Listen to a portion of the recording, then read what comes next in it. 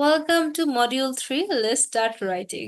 এবার আমরা শুরু করতে যাচ্ছি আমাদের তৃতীয় মডিউল, যেখানে আমরা ইমেল লেখার প্রক্রিয়া নিয়ে বিস্তারিতভাবে আলোচনা করব।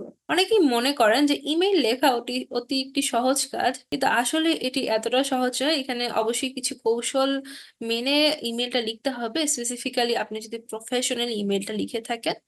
ঠিক আছে?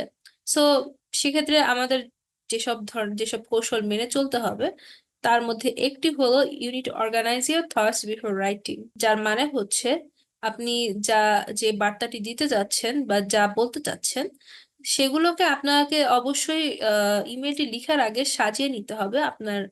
আপনি নোট করে নিতে পারেন, আপনি মাথার মধ্যে রাখতে পারেন। ইচ্ছে হলে কোনো একটা প্রফেসরের লেকচারে আপনি উপস্থিত হতে পারেননি, তো সেজন্য আপনি প্রফেসরকে ইমেল করবেন যে আপনার প্রয়োজনীয়, আপনি যা মিস করেছেন, যে কন্টেন্টস মিস করেছেন বা আপনার নোটস যদি মিস করে থাকেন, সেগুলো আপনি কিভাবে কভার করবেন। আপনি যদি কোনো ওয়ার্ক মিস করে থাকেন, কোনো হোমওয়ার্ক বা কোনো ধরনের অ্যাসাইনমেন্ট যদি মিস করে থাকেন, সেগুলো আপনি কিভাবে কভার করবেন। এই জন্য আপনাকে অবশ্যই, আপনি কেন লেকচারটা মিস করেছেন তা দিয়ে আপনাকে অবশ্যই শুরু করতে হবে, প্রফেসরের কাছে সরি বলে বা অ্যাপোলোজাইজ করে। এন্ড দেন আপনাকে হচ্ছে বলতে হবে যে আমি যে নোটস বা হচ্ছে কন্টেন্ট গুলো মিস করেছি, সেগুলো আমাকে যাতে দেওয়া হয়। ঠিক আছে? তারপর আপনি যদি কোনো ধরনের অ্যাসাইনমেন্ট বা কোনো ধরনের ক্লাস ওয়ার্ক মিস করে থাকেন, তাহলে আপনি কিভাবে ক্যাচ আপ করবেন তা নিয়েও আপনি প্রফেসরের সাথে যদি আলোচনা করতে চান, সেটাও আপনাকে আগে পরিকল্পনা করে নিতে হবে যে আপনি কিভাবে আসলে জিনিসটাকে অ্যাপ্রোচ করবেন।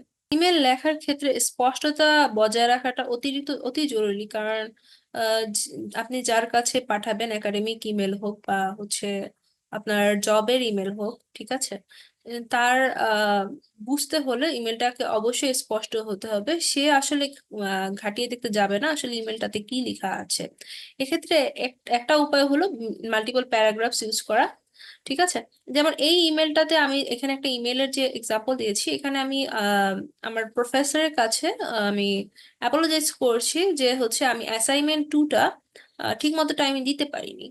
তার জন্য আমি হচ্ছে অ্যাসাইনমেন্ট 2টা আমি ইমেইলের সাথে দিয়ে দিব, এবং তাকে বললাম যে আমি সেকেন্ড প্যারাগ্রাফে আমি বুঝতে পারিনি। এন্ড থার্ড প্যারাগ্রাফে আমি আবারও তার কাছে অ্যাপোলোজাইজ করেছি এবং আশা করেছি যে সে এই ব্যাপারে আমার সাথে কোঅপারেট করবে। ঠিক আছে?